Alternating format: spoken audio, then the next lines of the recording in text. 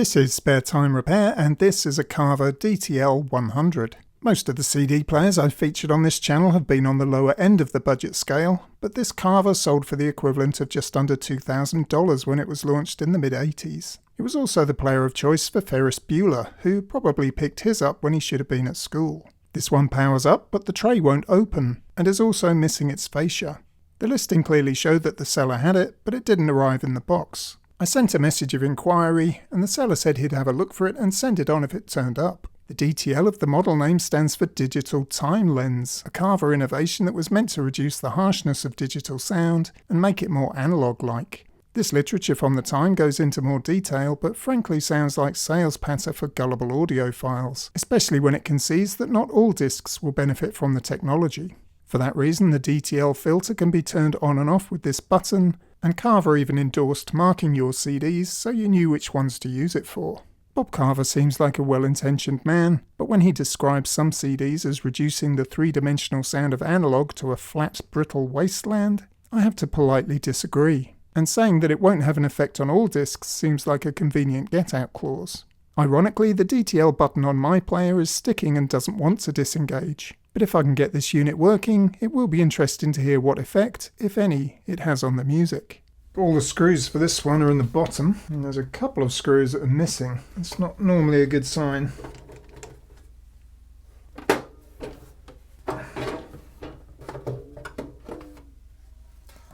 That looks like the TEAC PD-500. I have to say I was expecting a more high-end look inside this thing, and if it's just a belt change, this looks pretty simple. I say it looks like the TEAC. I think the TEAC itself was based on a Yamaha design. This screw is virtually coming out. Someone's definitely been in here before. Oh, I've got another belt at the back here. That one's for the sled. But yeah, if I'm right, under here there will be a big spring. And the tray should release by pressing down on here. Well, I think someone's already replaced this belt because this one is very thin and I can see residue on the pulley which they haven't bothered to clean up. So I think the original belt has gone bad and they've replaced it and just not bothered cleaning it up properly. See all the residue there on the pulley. And it's the same story with this one. Having said that, it still feels pretty solid, so I'm slightly surprised that the tray's not opening. Yep, that's definitely a replacement. So it looks like the original belt just turned to goo. And this belt for the sled, well, that's not working at all. I'm turning this wheel and this motor spindle isn't moving. Yeah, even without the belt, that spindle is very stiff. See, the sled itself is moving quite freely. These screws are all mismatched. This is the one they'd used on the other side of the clamp. And it certainly doesn't match that one. One of the case screws is mismatched as well. But I'd like to get this transport out and have a look underneath. See if we can service that motor. Well, that screw wasn't even done up. Nor was that one. Need to remove this leaf switch. Need to disconnect these motor wires. It looks like this is hardwired on this side. I'm just going to move these wires out of here to give me a bit more room. Snip this cable tie. That's better. Pickup is an MLP2A, and the reason the screws on the left side were loose is because they've broken off on the post. Same with this one. And on that left side we're also missing this rubber shock mount. Yeah, pretty much everything in here is branded Yamaha. All the motors are. This chip down here is. Let's clean up these pulleys. It's not critical that this is completely clean, but that's certainly going to be a lot better. There's still chunks of the old belt on there.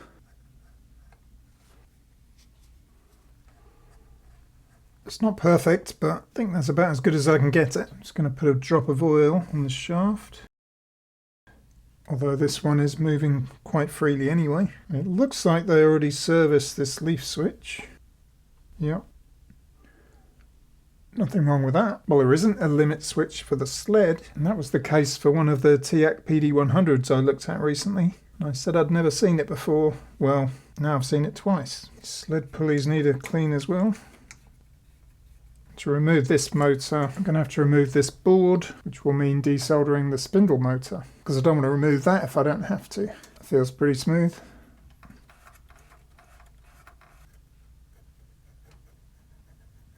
Can unscrew this one.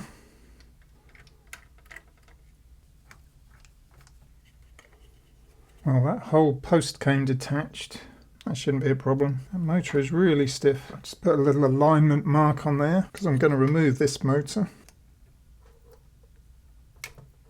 It's got an oiling hole in the bottom, which is useful.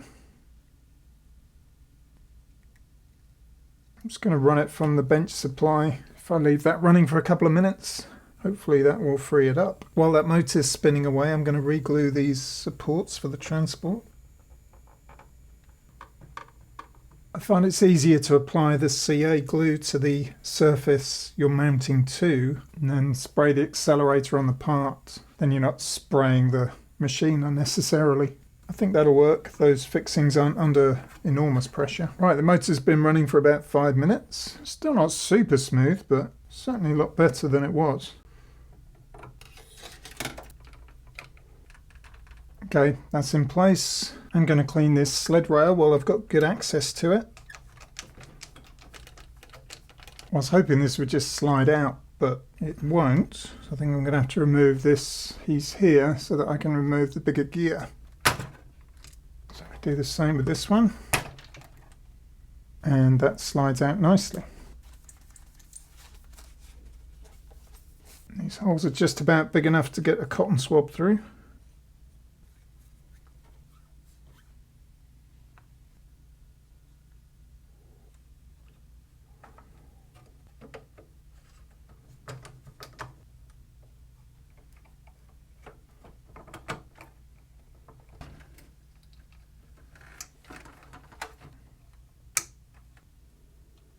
Be wise to check these capacitors while I've got the board open. Yeah, those seem okay. So let's get this board back on. And those motor connections have relocated successfully.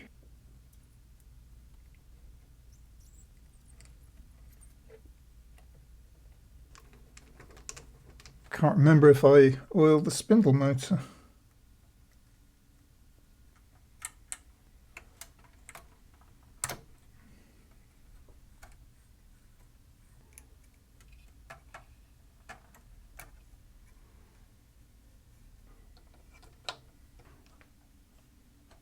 And finally, for the transport maintenance, do a quick lens clean.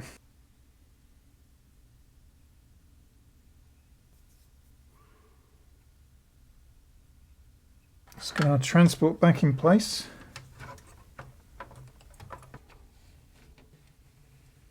Of course, I need to reconnect this motor cable. There are those two big Yamaha chips. Well, the date sticker on the underside of this player says March 1985, and just a month before that, No Jacket Required was released. So this feels like an appropriate test disc. I can't say I'm confident this is going to work. In fact, I hear nothing from any motors. Well, this doesn't look good. It's still doing nothing, and it's not even making any noises. What happens if we wind in the tray by hand?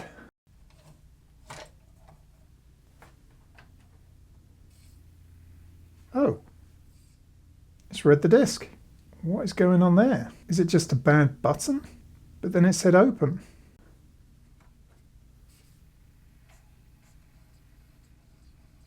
Well, you can't really hear it on the video, but it was making that squealing noise where it's trying to find a track but couldn't quite manage to do so. Well, something weird is going on. It really struggled to start playing. Let's see if we have an output. Well, we've got no output. My lead's in far enough? Don't know if you can hear that, but something weird going on. Let's try the magic DTL button. Well, certainly doesn't help us here. It's struggling to locate track 2. It looks like it's gone back to track 1. Yeah. And this is one of those weird players where you can't just stop the disc, you have to pause it first. Will it open now? No. Well, I wonder whether the DAC chip is faulty, but either way, this player's got some serious issues. If I draw a mark on this motor pulley for the tray, you'll see when I press the open button, it's not even moving. Well, it can't be a bad button because when I press it, it does say open, so it's acknowledging the button press. But for some reason, that's not translating into any action. I suppose it's worth removing the front panel anyway. Better reattach these transport screws before I turn it upside down.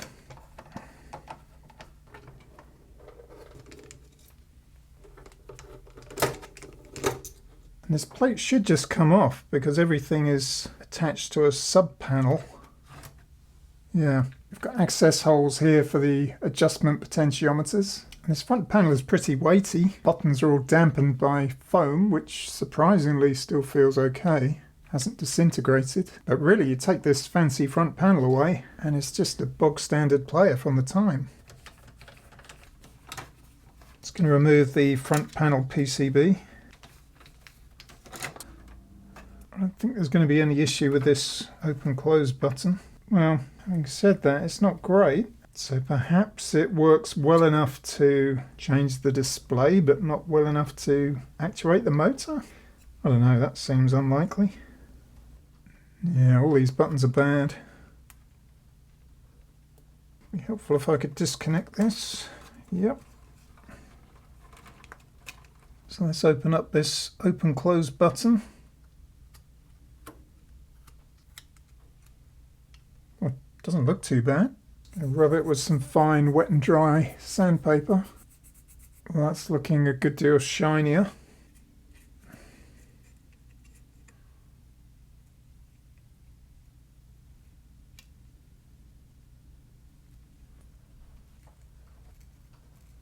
Let's try it now. Yeah, a lot better. So although I can't believe that's the main problem, I'm going to service the rest of these buttons in the same way, just in case. Those buttons have all been serviced and are now reading perfect continuity. So let's reconnect it and try again, although I'm not expecting it to make any difference.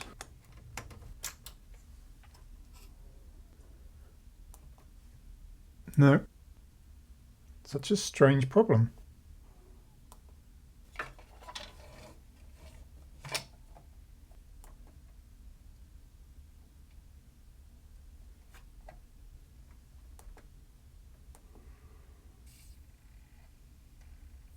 Yeah, it's only intermittently reading the disc. I don't know what this is supposed to represent on the display when it's stopped. Lou? Yes, I went to track 10 and it's gone to the end of track 9, so that suggests a tracking problem. But it doesn't explain the tray problem or the lack of output. Well, there's a very slim chance that the tray motor belt is too tight.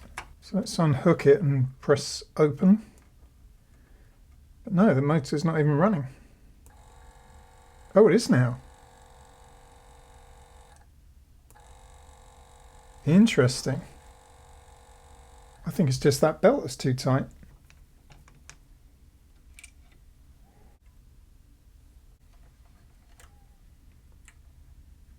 So I'm going to try it without the cog, the main tray driver cog.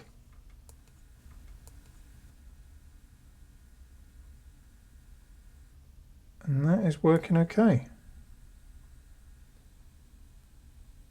Or was this just misaligned? Well, process of elimination. I've removed the tray, so will it drive the big gear now?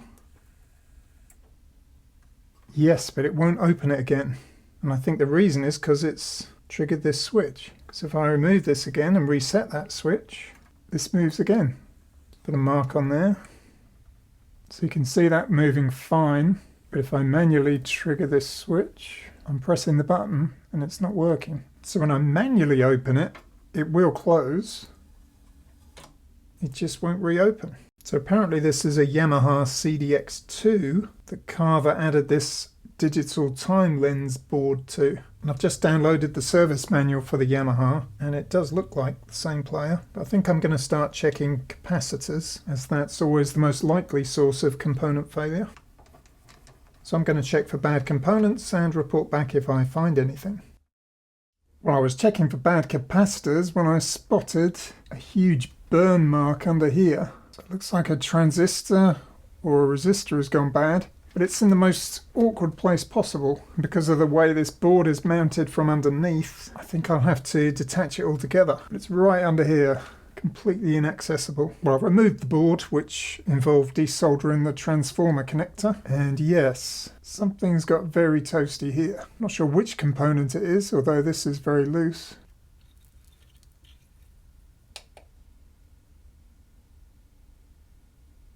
Yep, looks like that one is bad. Well, that one's still okay. That appears to be okay as well. And the final one,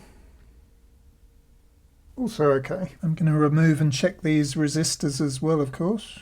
Problem is they're so burned I can't tell what value they're meant to be. Okay, well, it's recognising it as a 1K resistor, and I'm guessing this should be the same value. And it is, more or less. Well, according to the service manual for the Yamaha CD-X2, these two resistors are 1K. So I'm going to put those back in. They seem to be fine. I'm also going to put the good transistors back. And yes, I did note where they came from. I can't solder this leg because the trace is damaged, but it looks like it connected to this resistor. I always keep a few cut-off resistor legs for this kind of thing. They're a bit more robust than copper wire strands.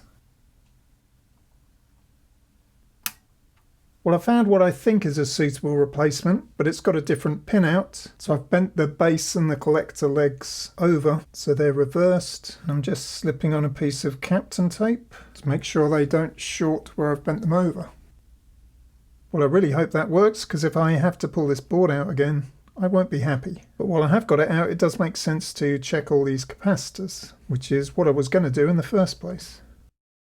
I've checked all these electrolytic capacitors and they're all reading fine. I did replace one. I probably didn't need to. I think it was this one because the capacitance was a little bit low. But otherwise I think we're okay to reassemble and test. Oh, and I also wire brushed the RCA sockets because they were a little bit crusty. The DAC for this machine is a Burr Brown PCM53.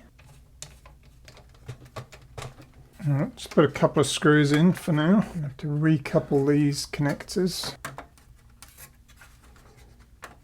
and these transformer connections.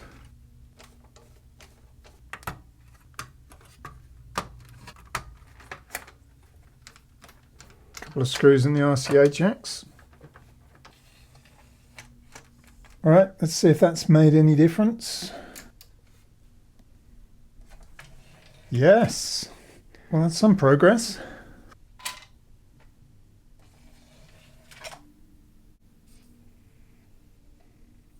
But I'm pretty sure it's not going to make any difference to the sound. This is play.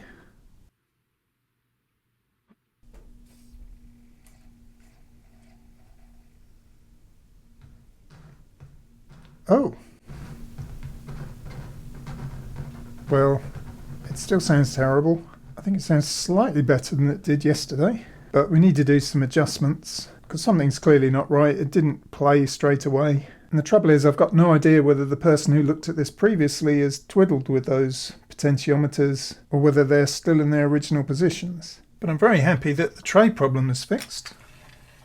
At this point I used the service manual for the Yamaha CD-X2 to perform some adjustments to the tracking and focus, and although it improved things slightly, the output was still distorted. But when I had the transport removed, I made a discovery. I just noticed that the laser is not parallel to the spindle platter. You might not be able to see it on the camera, but it looks like it's sloping that way. And so I'm going to adjust the azimuth, just quarter turn. And that now looks more parallel. This is the screw I just adjusted. I made a mark on it before I turned it. As you can see, it's just turned about 90 degrees counterclockwise. Sometimes these plastic channels can fatigue over time and drop a little bit. So it's not necessarily the case that someone else has messed around with that. Wow, it now seems to be playing fine. And following this breakthrough, I spent the next half hour making further adjustments to the tracking and focus controls.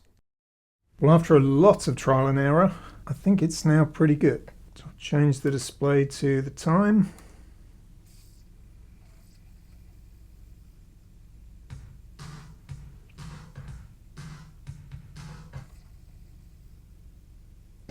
It's now finding tracks okay.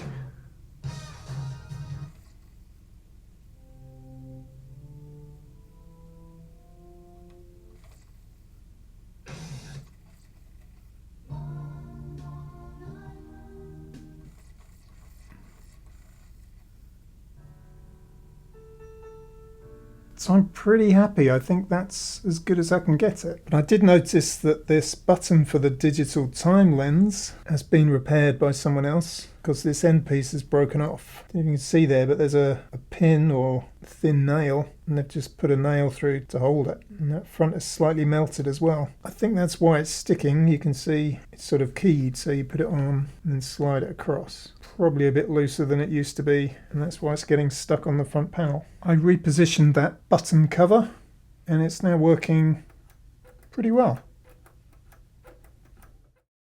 I rather enjoyed that repair, and it was interesting to have a non-opening tray fix that wasn't belt related. Speaking of the tray, I'm still in contact with the seller and hoping that the missing fascia turns up soon. It's an otherwise good-looking player, and those buttons really do feel high quality and pleasing to use. But what about that digital time lens feature? Well, I'm happy to concede that it does make a noticeable difference, and I do prefer to have it switched on. To my ears though, it just adds some bass and trims the higher frequencies, a bit like an equalizer preset. All the marketing stuff about timing and improving stereo imaging still feels questionable, but I'm prepared to suspend my cynicism and give Honest Bob the benefit of the doubt. Aha! But that's all for now.